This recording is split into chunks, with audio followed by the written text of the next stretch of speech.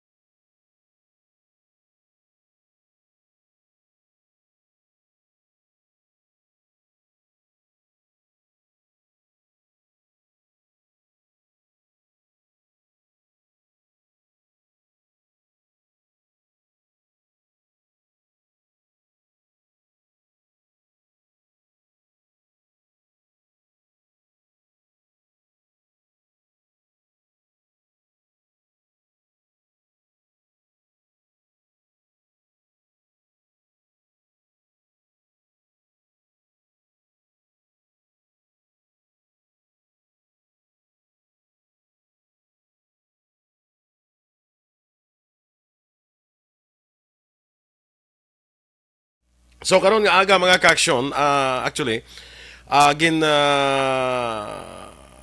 nagpakigangot kita kahapon sa kay Congressman Dino Yulo sang 5th District, no? Nga kung tani siya nga atos ni nga mga bisita, pero as of this moment daw ay pa siya kaabot, no? Basi na late lang laho, no? Kay may pila kita ka mga importante nga bagay nga aton sini nga hambalan. Angot especially ining angot bala sa industriya sang kalamay, no? Ang industriya sang kalamay nga karon medyo kontrobersyal ang ahensya nga nagauyat sini, especially ining Sugar Regulatory Administration, no? Sa nabaluan ang si Presidente Ferdinand Bongbong Marcos Jr. Wala nagpanugot sining pag-import sang kalamay. Balo kami ara kita nga ginatawag nga Sugar Board, no? Ining Sugar Board, ang chairman sinadira ang presidente mismo, no? Kumo siya ang chairman dira. Now ining Sugar Board nga natapuan sang mga head sang SRA si Rafika kag sang mga board of directors dira. Sa board member abe nga kataamo nakatapo sa Sugar Board, naghimo sila resolusyon nga maga-import sang kalamay, 300,000 metric tons, metric tonelada sang kalamay. Dako-dako sina nga klase sang importation. I don't know, ining Sugar Board sa ilang meeting abe nagpagawa sang amo sina nga resolusyon, pero i-try lang liwat, sige lang action Andre, try lang sige lang. Nagpagawa sa resolusyon nga mag-import sang 300 metric tons sang kalamay nga gin-declare sang presidente nga illegal ang ining resolusyon nga maga-import sang kalamay ang pungsod Pilipinas. Now, ining katapos ang Sugar Board ni, bag-o ni silang pang-appoint, except sa kay Herminihildo Serafika, nga administrator, sang Sugar Regulatory Administration. Bag-o ni sila, that includes ining taga Negros ni Blang, medyo naging kontrobersyal man subong ang isyo sa tunga nila ni Vice Governor Jeffrey Ferrer, no? So, gindeclare ni Presidente Marcos nga illegal ining resolusyon nga mag-import ang pungsod sang 300 metric tons sang kalamay. Muna siya. So, tungod sina, ining isa ka member sa Sugar Board which also serves as an undersecretary sa Department of Agriculture, of course headed by the President himself. Ining si Sebastian Bla nag-resign. After sinitabo, nag-resign sa iya sining pwesto. Ito medyo masling naton guro nga may kwan saya may delikadesa bla. Tiamak mo yang ang inyo resolusyon ideklarar sang presidente nga illegal ang ila sining resolusyon to import sang kalamay. So nag-resign. So ano ang kwan? Ano ang himuon karon sang iban sinaya nga miyembro sang Sugar Board? Kay nag-resign na iya gani si Sebastian out of delikadesa. Kung ano man ang hinimo niya nga rason pero ti matag iya nga out of delikadesa ng inyong aksyon niya gindeklarar sang presidente mismo nga illegal.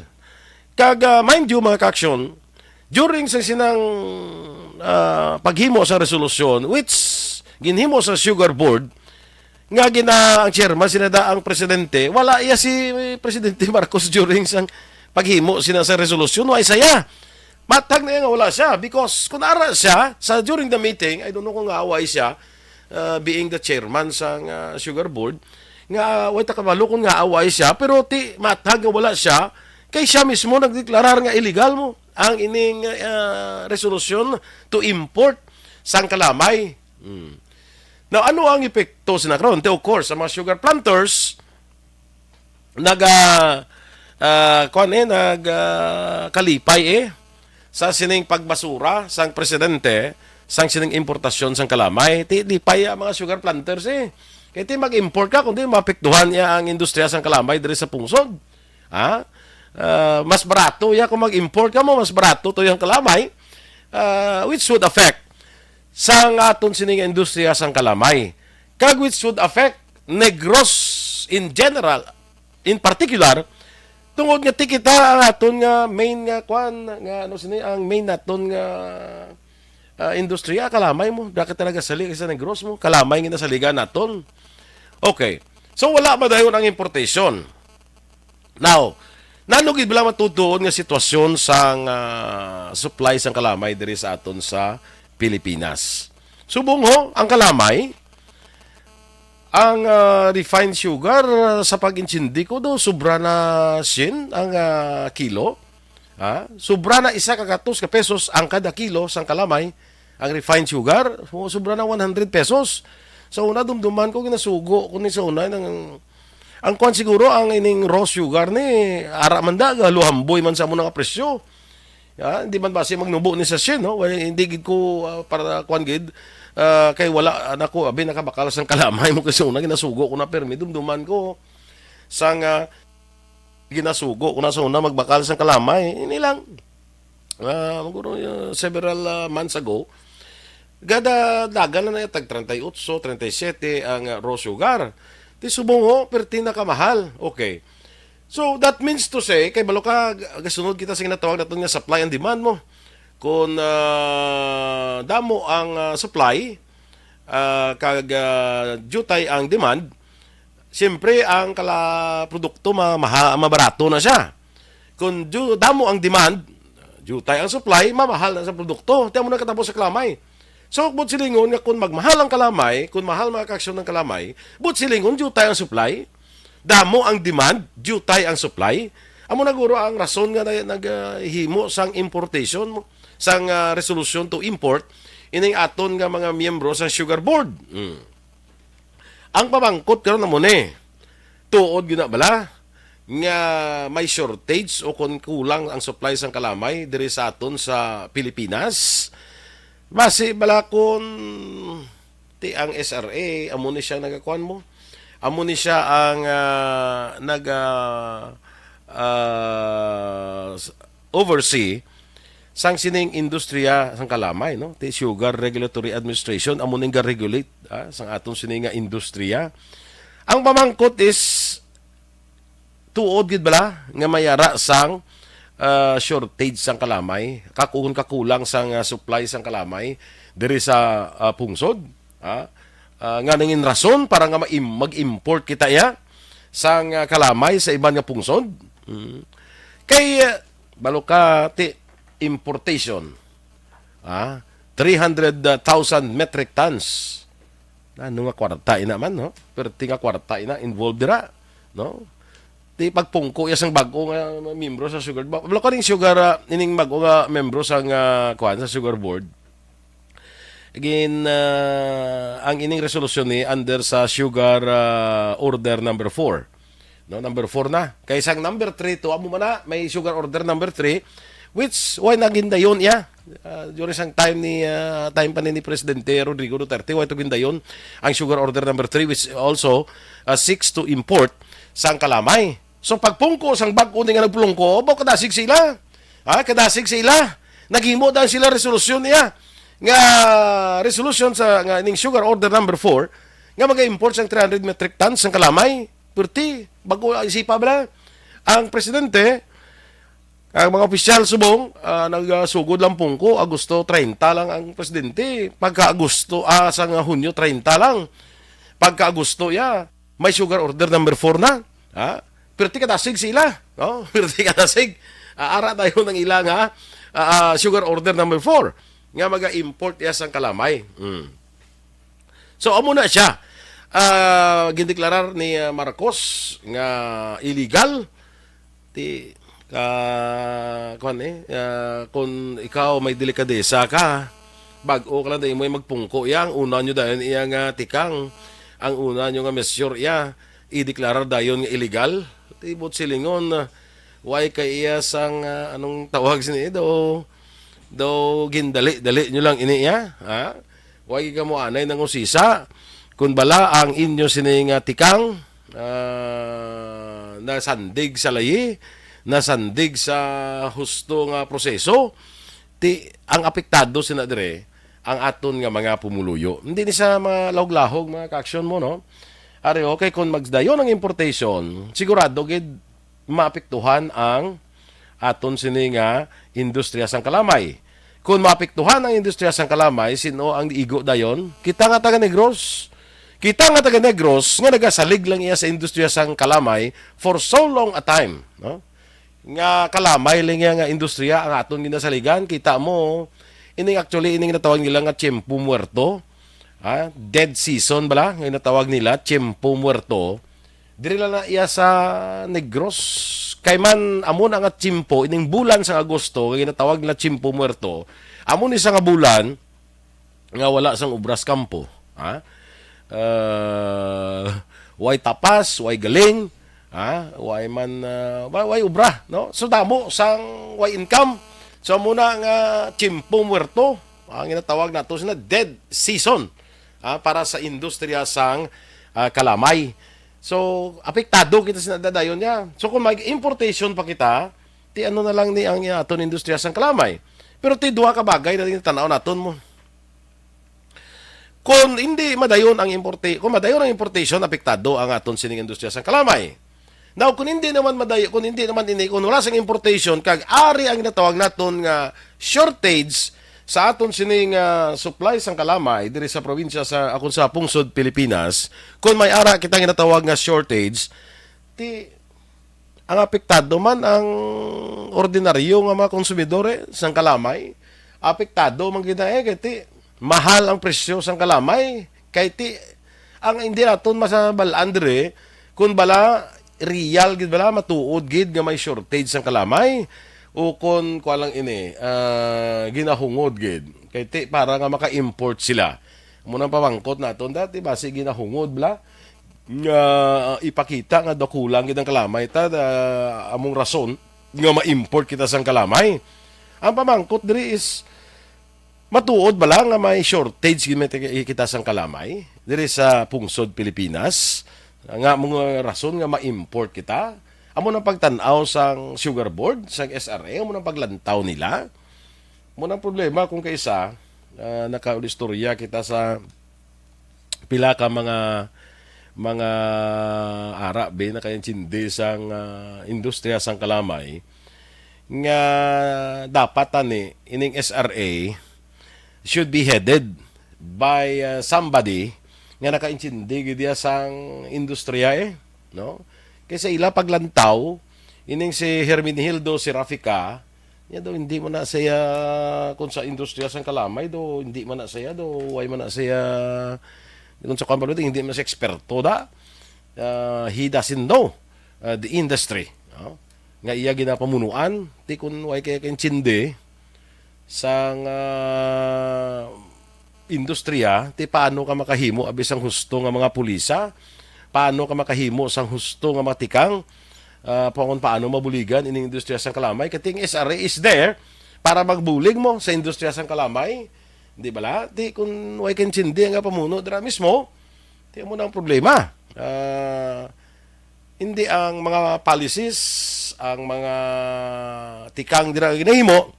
So hindi sila kabalo kung ang himo nila kung paano mabuligan ang industriya sang kalamay. Ting nabalaan nila ya ma-import lang. Ang nabalaan nila ma-import lang. So karon, si Presidente Marcos amo ang nagapamuno sang Department of Agriculture. Siya ang secretary nagasurvey man bilang secretary sang Department of Agriculture, of which ang SRA under dira no sa Department of Agriculture. Hasta subong wala pa gani sang nakuan Way pa sang na-appoint si Marcos nga magpamuno sang SRA. Kay ti si Serafica do hindi maghalin. May mga pananawan nga ining posisyon sang SRA administrator coterminous in nature, but silingon kung magpungko na ang bag-o nga administrasyon. Kung wala na tubi ang imo appointing officer o which sa kaso ni Serafica, si Presidente Duterte, kung wala na, upod ka manda, coterminos mo, kung natapos ng term sa Presidente, tapos mo na imo nga termino. Pero may iban mga pananawan, that's why si Serafica, hindi man maghalin dira, may ginabasihan man siya kunong legal statute nga nagasiling, nga hindi niya sakop sa ginatawag naton nga co-terminus appointment ang posisyon sang SRA. Tiyan mo na nga mo si Serafica da.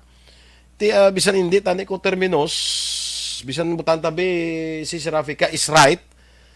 Pero ang presidente has the power to appoint sinuman ang ibutang niya dira sa SRA, of which wala na himo sang presidente hasta subong. Si Serafica pa guro may mga kuan man balok may mga kuan man mo. May mga grupo, may mga mafia, may mga amusin mo nga. Mafia dito na to pro ato niya term talaga na blaya nga sa siling bla nato niya daw. May mga grupo bla nga manipulate sang sininga klase sang ahensya. Ti may naga-manipulate na da, no? Amo na nga si Serafica daw kapit tuko man sa iyas nga pwesto. Ti kalawig na sampungko dira ni Serafica. Ano bala ang mga talalupang doon niya nga nahimuaw para mabuligan ang industriya sang kalamay. Daw matyagang ko halin sang natubuan ko sang halin sang malawig ng matinuig ang sugar industry. Daw ga problema lang nga nagaproblema. Nagaproblema lang nga nagaproblema. Gintawag na ni gani sa unang nga sunset industry ni ang sugar industry, but silingon nagahinunod na nga industriya man lain sang una bala sang chimpo nga puwerte kabugana sang sining industriya nga ginatawag na gani ang taga Negro sa una nga ti do ka mga tikalo na mo kay mga asindiro bla so una ya mga siling ka asindiro ka sa una puwerte ka na ya mo no. May talamnan ka sa una ya, may kampo ka, sindiro ka, puwerte ka na sa una ya, taga Negros sa una mo nang siling lado ka matikalon kung sa una sa mga taga Negros mo. Basta ni taga Negros no, tikalon. Tikalon lang to yung damo kwarta ang mga kuan niya, ang mga ordinaryo, yang mga tapasiro na, ang mga ordinaryo, yang mga sakada. Hindi man na sila katikal, no?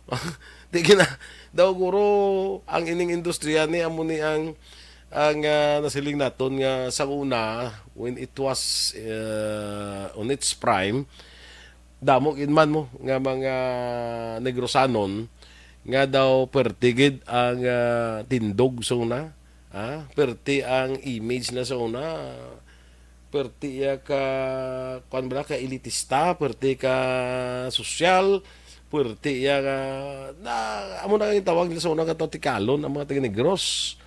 Kung magsiling ka nga tikalon nga taga Negros, hindi kaya ang tanan nga taga Negros, kundi ining mga affluent family sa una nga may mga malapad nga mga sinda, may malapad nga mga kampo, amo na sila ya ang daw siling naton nga panggiho sa una ya puwerte.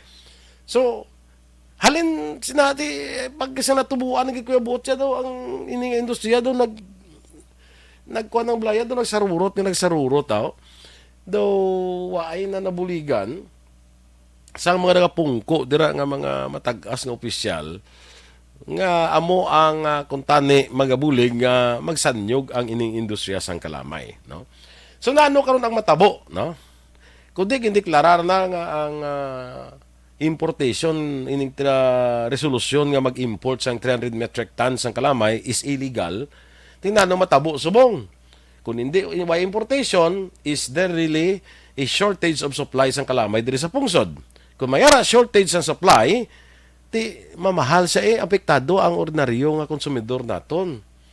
Siguro ang tutukan sini diri dapat ya akon hindi man taya planter, hindi man ta miller, hindi man ta sugar trader, pero dapat tutukan nano bala may tuod gini bala nga may ara sang shortage, kulang gid bala ang production sa aton sining industriya para makaserbe sa aton sining pungsod, kulang bala ang production naton. Kun kulang anong mahimo sini? Kun hindi kulang, sinong katagos ni may ginatawag kita nga hoarding man mo, no? Sinong katagos ni sang kalamay nga nagagawa sa merkado, kulang ang supply ta, that is why nagamahal ang presyo sang kalamay. Ang pamangkot na sino ang nagatago sini, amo na siya ang tanawon subong kaysa karon nangin issue na ining dako sa bilog nga Pilipinas ining angot sa industriya sang kalamay because sang pag-declare nga illegal ang importation nga ginhimo. Ang pinakarason nga illegal kuno is the president who is the chairman of the sugar board was not present sang ginhimo ining resolusyon. Amo na isa sa mga rason dira. Wa isa ya katatambong. But silingon wala iya sang iyang panugot, wa isang iyang pag-aproba, wa saya hambal nga ma-import kita. Kiti ka-ironic ba lang nga ikaw ang chairman daya during the making of the resolution, wa kay mo ya? Anong natabos na? Wa kay mo ya? Muni gani nga nakapagwa ni si Senator Amy Marcos, ang magulang ni Bongbong Marcos, nakapagwa sang hambal bla nga hindi kuno pagtuntuhon, hindi pag-intuon ang iya, hindi pagtuntuhon ang iya sining manghod niya utod ni presidente. Siguro nakita magkaroon ni Senador Amy niya daw na kuanaw daw ginatunto nila nga kunuto daw makmo presidente ka mo kana ya. Daw kakaladlawan bala nga ikaw ang chairman sang sugar board, paghimo resolusyon niya wala ka, you were not present when the resolution was made to import sang kalamay, way kay imo ya. Ti ano na yang matabos naman, way kay imo ya, no? Anyway, tanawon tani ang mga development, mga kaaksyon, no? Kay kita nga taga Negros, kuan kita sini mo, affected kita sini. Bisan hindi kita planter, hindi kita sindiro, hindi kita miller, hindi kita sugar trader, but kita nga mga taga Negros, kag kita nga mga Pilipino apektados ni nga iguon ta sang mahal nga presyo sang kalamay kung magpasigi pa ini nga may ara nga mga tao dira nga ara sa industriya nga nagamanipulate sang supply, sang presyo, kung gina-manipulate nila ang apektado dira ang ordinaryo nga mga konsumidor. Tanawon ta nanong himuon sini sang karon nga administrasyon. Another question is iniyang mga naghimo sang resolusyon which was declared illegal. Umusta ka mo da? Si Sebastiano nag-resign na ya, tika mo ya, nga nag-pirmas na, naghimo na nga matyagan ko, bago mo na plungko yang importation dahil na mong inyo yang inhimo. Kabalo man ta, nga muna, ano ka mo daya, nga nag-plungko, dira, kag naghimo dayon sang isa ka resolusyon, which was declared illegal by the President himself. Kumusta ka mo dira? Oy, si Rafika, musta ka da? Kapit tuko gyapon sa pwesto. Oy, kaman kabulig sa industriya sang kalamay. Si Valderrama ning taga Negros. So, isa man di sa gali sa naghimo dati anong imuon ta sina kay illegal yang inyo ginahimo. Ti butsilingon di ka mo kinchindi sing nahimo nyo Ti mo ni karon sadya pa ni kay ti ining appointment ni si Valderrama sa bilang member sang board sang Sugar Regulatory Administration. Ti daw ginapatinguha yan ni Vice Governor Jeffrey Ferrer nga ipa-revoke ang iyas ni nga appointment.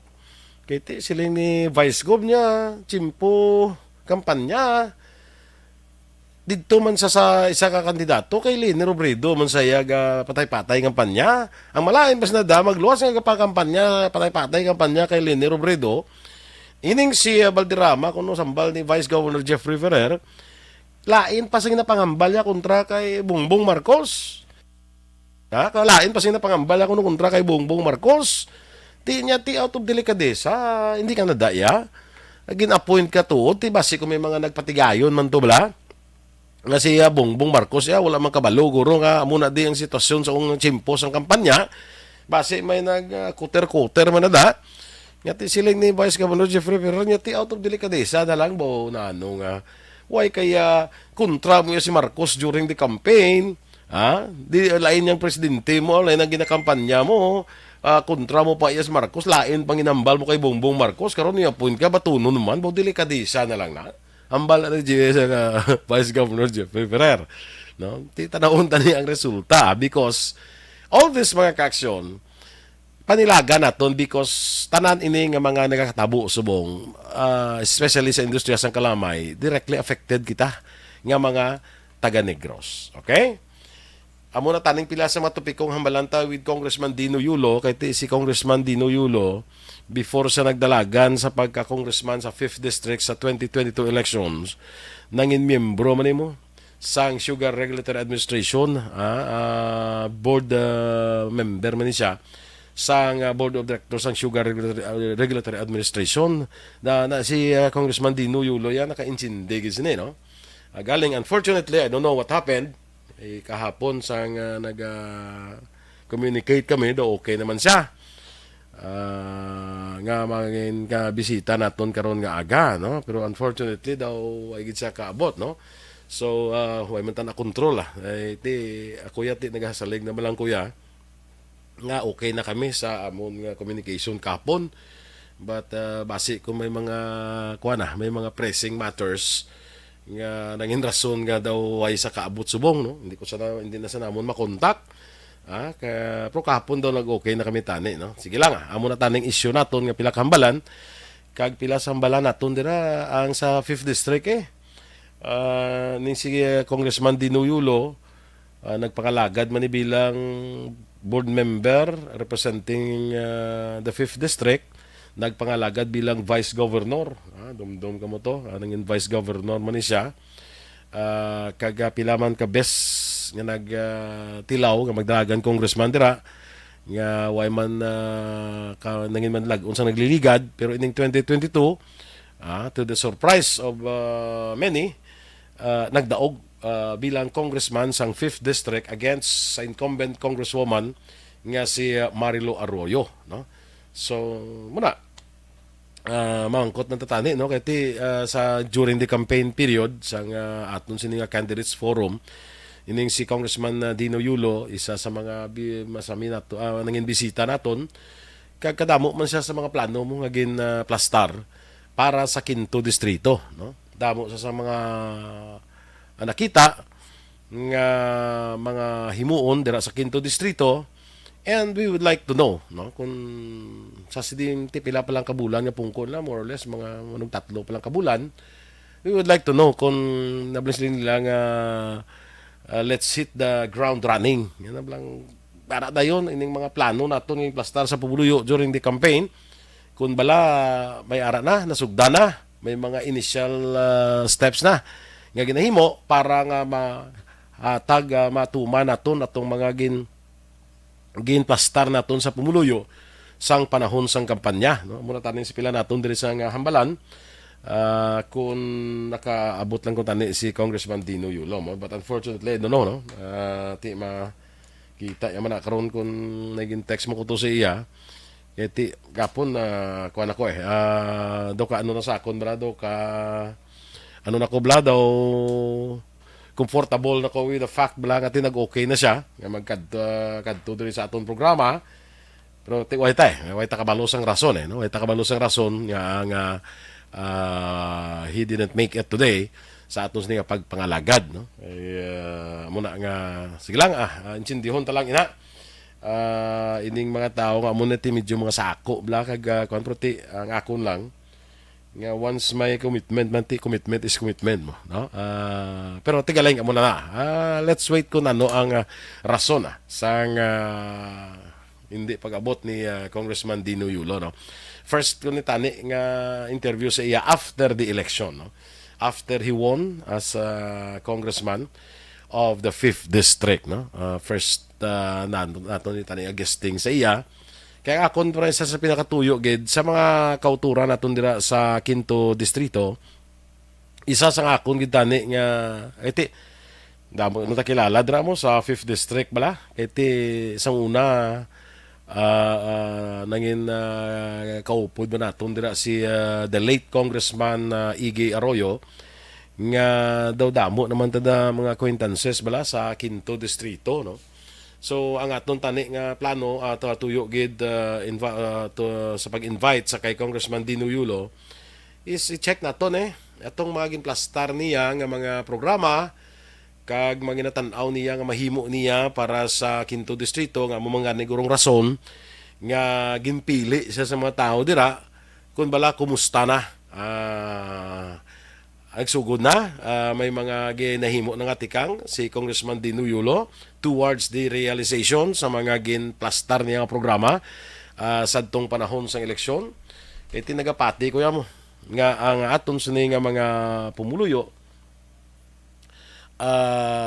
kung makita nila nga ang isa ka kandidato may mahimo gid para nga makaulebantar, makapasanyog sila pangabuhi, nga patig ko gyapon niya nga siling kundi masiling ka nga ang kwarta perte man ang power para nga magkuha sang boto, pero kapati ko gyapon mo sa mga tao nga kung makita nila na ikaw isa kandidato, kulang ka sa resources, pero ang inaplastar mo programa sa ila para sa ila kayuhan, siling naton nga pangmalawigon iyang epekto sa imo pangabuhi, magapati ko gyapon. Damo na natabo no? Damo na natabo nga mga lugar nga ginapakita sang tao nga in spite nga way kaya sang kwarta, way ka sang resources, way ka sang ipamakal boto, prangkanay na lang way ka sang ipamakal boto, pero kung makita sang tao nga ang imo ginaplastar nga programa sa ila hindi bala palupad, hindi bala tiro bulan nga mga programa, inang achievable blag na tawag naton nga mga programa, inang pwede bala mahimo, hindi nga daw palupad ka lang, ti ang tao updan kagid sang tao, no. Damo sang mga lugar na nga nakita naton nga sa eleksyon ang resulta makita nimo nga kadugay na sa inyo sa pwesto, ti kada eleksyon sige lang pamakalan ta boto, kada eleksyon pamakalan kita boto, kadaog man kita, Pero makita sa tao nga daw niya, daw sige lang tani ako kada eleksyon lang tani makakuanaw, makatilaw-tilaw ha pag chimpo na sa papangalagad tulod tatlo ka tuig niya daw ay nakalambot daw ang mga programa daw hindi nakalambot sa aton.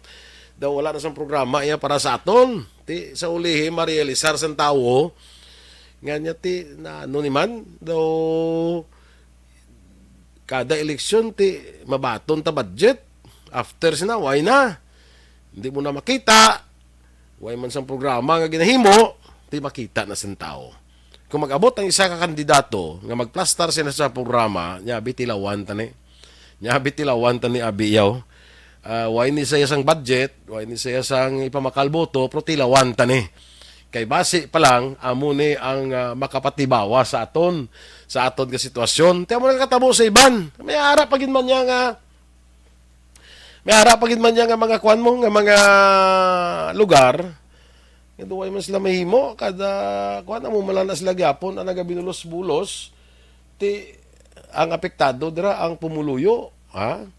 So sa ulihi makita na sa tao nga ti kadugay na sa inyo da amo man kita sinigyapon ang sitwasyon naton di pigado mangyapon so islan tanaya no ka notice ka mo diri sa probinsya lang sa Negros Occidental na notice ninyo nga kadamo sang mga nagpulungko nga bag-o nga nakita naton ang ginatan-aw sang tao is may pagbag-o may nakita sila nga paglaom nga base sa sining bag-o nila ginpili makahatag sa ila sang katibawasan sa pangabuhi. Hindi man sigurado pa testingan pa sa tao mo. So hulaton ta pa ini sa sining masunod nga sa ila termino kung bala they will do something for the people nga ila sini ginapangalagaran. Now kung hindi sila mag-perform, ako sigurado ko pag hindi ka nag-perform, gurado ko islang kag nasan tao dason. Manggintalawan ka lang mo, no? Gintilawan ka lang. So kung hindi ka mag-perform, sigurado islan ka na yasan tao. Because sa karon ang tao sa eleksyon, hindi mo na mainto mo. Tao na gani subong ang gainto sa imo Hindi mo na mainto subong ng tao, makita nila nga why ka man, non-performing asset ka man bala. Hindi naton kung non-performing asset ka man, NPA ka bala, non-performing asset.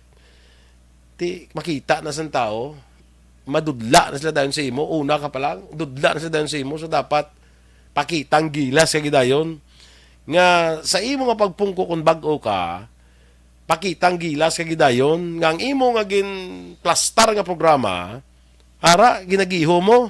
Bisan hindi mo bisan tatlo ka tuig kalipot pa lang tuig bisan hindi mo pa basta makita, bisan hindi mo matapos dayon. Pero makita sa tao nga amo na ang imo iplastar nga programa, amo man ang imo ginahimo kag ginatinguan nga matuman, inaya updan kag ginasan tao, no? Action Radio Philippine Standard Time las 9:55. Good morning Landranay, no? Sakay wait lang. Sakay Ana Sinoro, maayong aga. Dira sakay John Baybado Francisco, morning man. Rufa Villatura, kay Diding Alojamiento, Ray Flores Baryoga, kay Rosenia Santia Luxin, ay morning dira sa imo. Kay Julie Militado Patrimonio, no? Kay Ma'am Vanessa Mayo, morning dira sa imo Ma'am Van, kay Dr. Matt Mayo dira sa may Minnesota. Good morning gid sa inyo dira kag happy Saturday evening dira sa inyo Ma'am Van, no? Saturday evening pala to sila Kay Lalaine Grace Ibarra, ka batchmate, morning dira sa imo, ano? Kay Arnold Villanueva, dira sa Barangay Mailom, Bago City. Salamat gid migo sa pang-agda sa pangapi, ano? Kay Bebing Merly Rivera, dira sa Barangay Maaw, morning sa imo, Bing, morning dira sa imo. Gina-shoutout lang sa KC Hardware, kag Kisha Ukay-Ukay. May KC Hardware, sigla may Kisha Ukay-Ukay. Pag isa, good morning dira sa inyo, no? Domingo, sumong chindag lita, no? Sa kay Morales Cuello Feli Aliesa, kay Inday Blaza, morning man. O si Pangga, Shirley Digma, morning si mo Pangga, no? Che Zamora, Reynaldo Rojo, Pa-shout out Suyaman Taho ang Tofu Factory. Ari di ga monitor. Kay Lula niya taba, Inday Lili, kag Maricel, nga nagapamahaw, samtang gapamati sa Action Radio. Yes, good morning. Kay Mary Joy Victorino Flores Makawili, Mike Jan Samuel de Seva, sa Moises Padilla. Good morning, man. Si Mama Mary, kag Papa Robert Flores, dani Mary Joy, good morning sa inyo sa Barangay Carolan, Kabankalan. Good morning. Kano Oreta, may aga sa imo, bro Kano, from Magalyon. Kag kay Melili Oligo, good morning, man.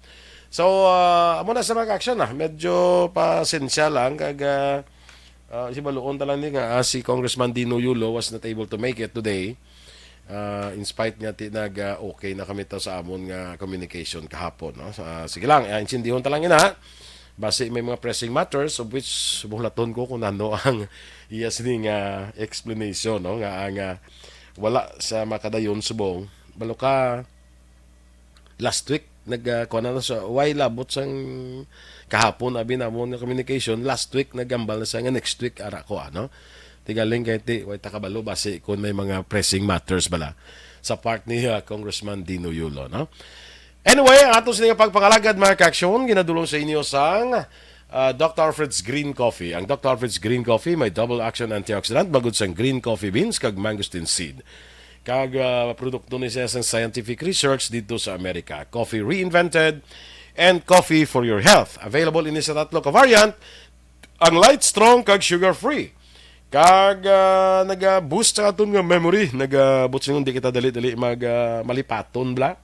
Nagatinlo pa sa aton colon o kung tinae, makalikaw ta sa colon kag stomach cancer. Ang Dr. Alfred's Green Coffee,